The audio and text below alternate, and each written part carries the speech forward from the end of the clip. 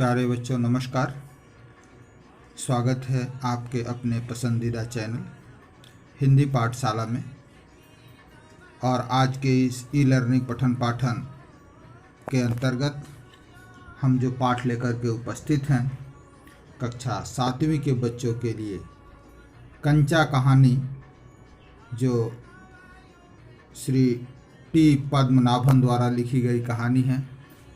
आइए हम लोग इस कहानी के बारे में पढ़ें कि इसके पहले इस लेखक के बारे में जानते हैं।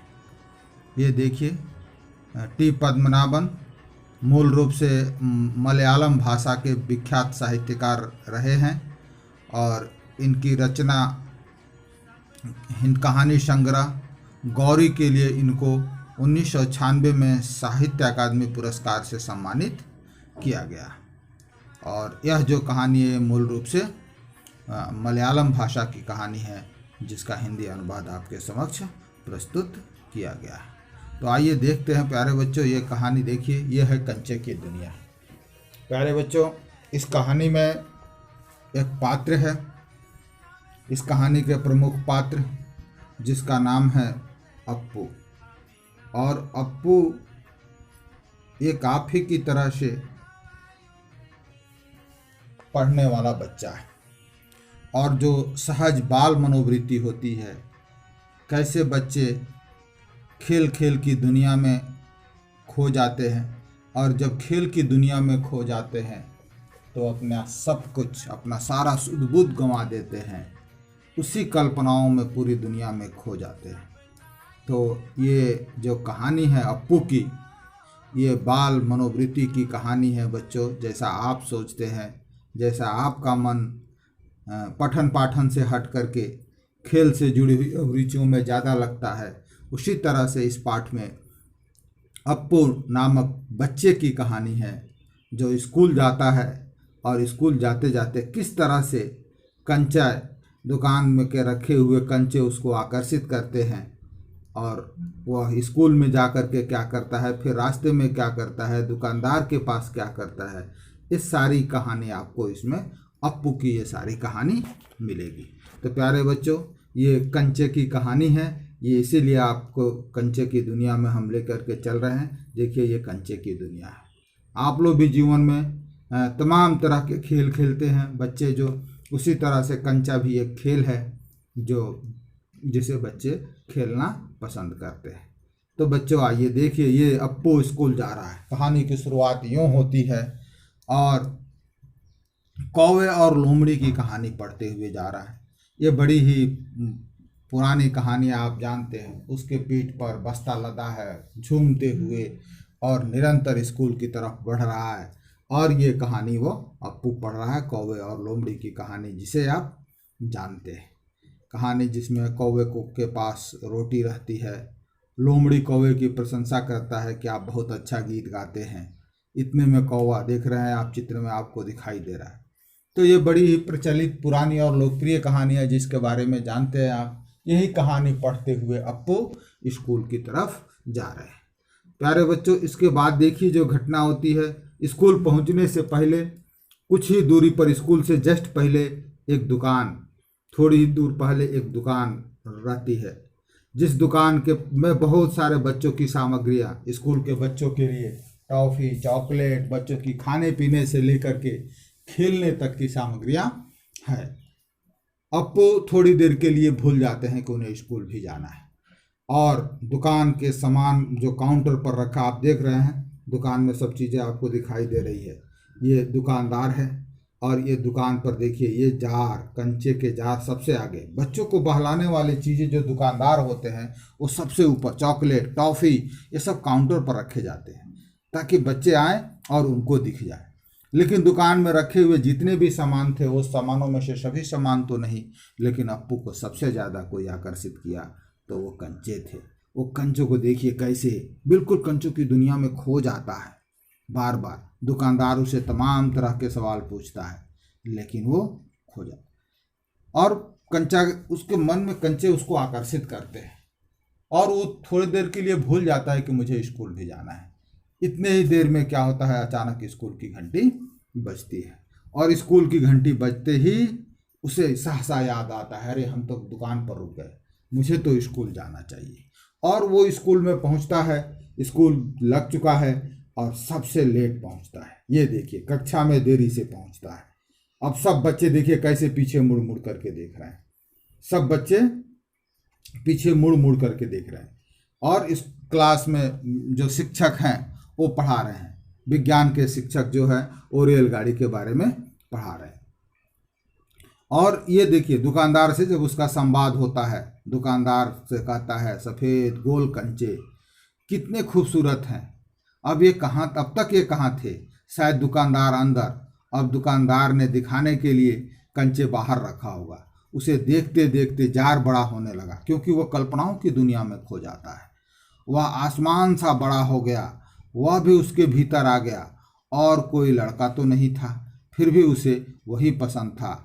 उसकी एक छोटी जो बहन थी, वो भी हमेशा के लिए वो चले अकेले ही खेलता था, चली गई उस दुनिया से, इसलिए वो अकेला ही खेलता था।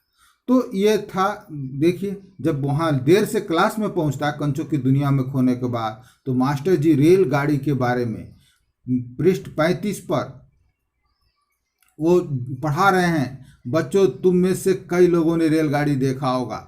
अप्पू तो लेट पहुँचे हैं, वो समझ नहीं पा रहे हैं, लेकिन उनके दिमाग में रेलगाड़ी घुस नहीं पा रहा। जो टॉपिक पढ़ाया जा रहा है, चूँकि वो दुकान से होके आए हैं, उनके दिमाग में हमेशा कंचा ही घूम रहा है। मास्टर जी रेलगाड़ी के बारे में बता रहे हैं और ये कंचे के बारे में समझ रहे हैं। उसे भाप की गाड़ी भी कहते हैं, क्योंकि उसका, ये मास्टर जी पढ़ा रहे हैं विज्ञान के शिक्षक, भाप के बारे में, भाप की शक्ति से चलता है, भाप का मतलब पानी। अप्पू ने सोचा रेलगाड़ी, उसने रेलगाड़ी देखी है, छुक छुक छुक रेलगाड़ी, भाप की भी गाड़ी का मतलब। मास्टर जी की आवाज़ अब कम ऊंची थी, वे रेलगाड़ी के हर एक डिब्बे के बारे में समझा रहे थे।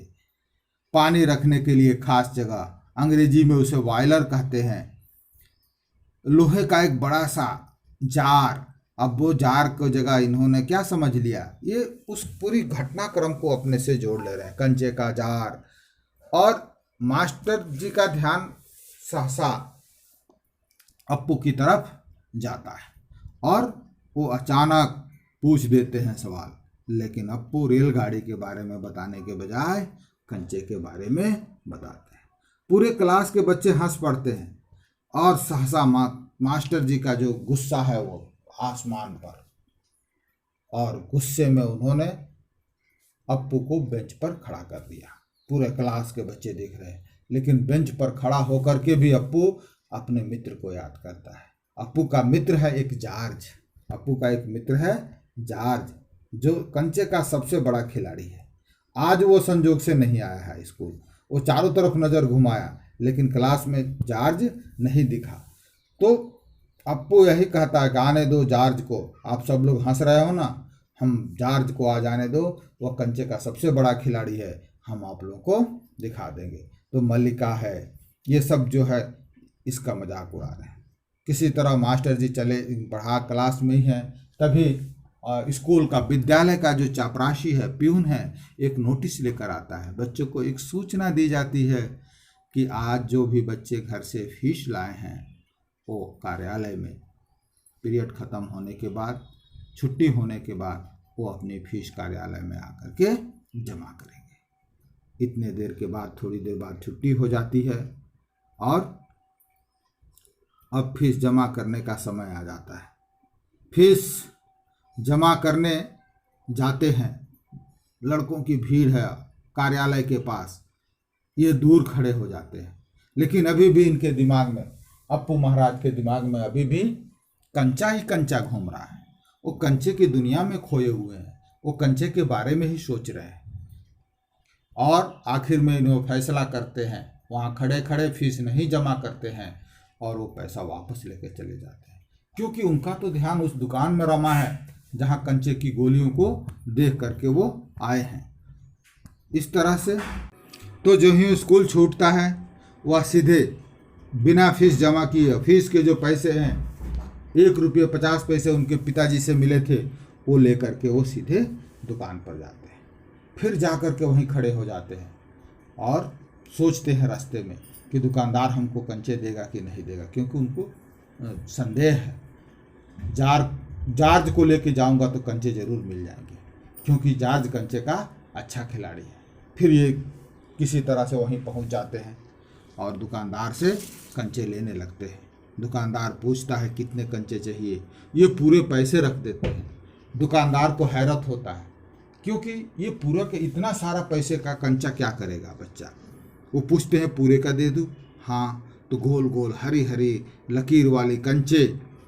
फिर आखिरकार दुकानदार जो है हंसता है, इस बच्चे की नादानी पर उसे भी हंसी आती है और वो कंचा दे देता है। कंचे की पोटली बच्चे के हाथ में थमा देता है और अप्पू लिए हुए फिर मस्ती में पूरा खुश प्रसन्न मुद्रा में चले जा रहे हैं। रास्ते में जा रहे हैं, लेकिन इनको संदेह है कि कंचे बीच बीच में कंचों को छू छू के देखना चाहते हैं।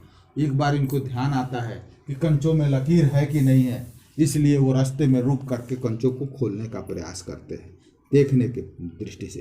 तब तक सारे कंचे रास्ते पर बिखर जाते हैं। आप देख रहे हैं ये कंचा पूरी सड़क पर बिखरे हुए है।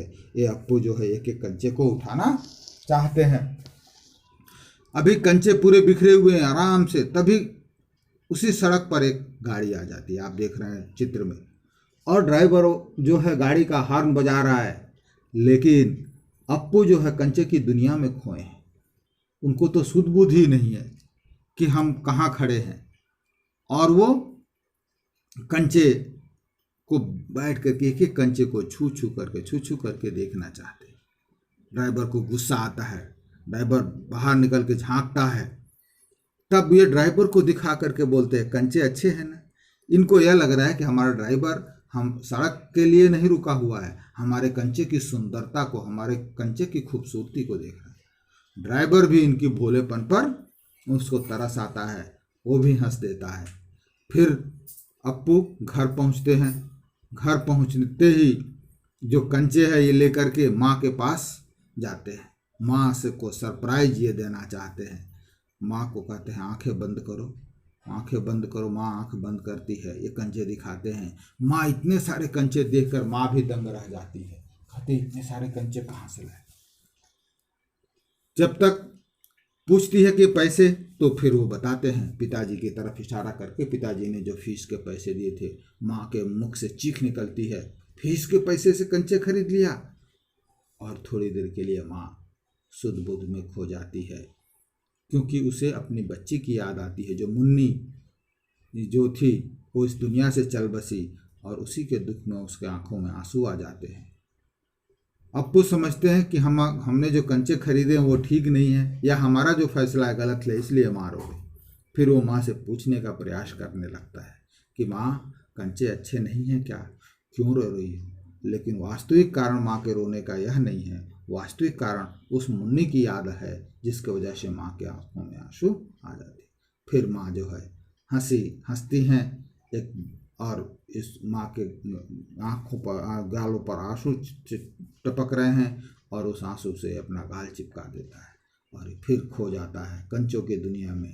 कभी दुकानदार का हंसना, कभी ड्राइवर का हंसना, कभी माँ का हंसना। तो प्यारे बच्चों, ये है अप्पू की कहानी। आप जो है कंचों की कहानी आप पढ़ लिए। ये प्रश्न उत्तर के बारे में थोड़ा सा हम लोग चर्चा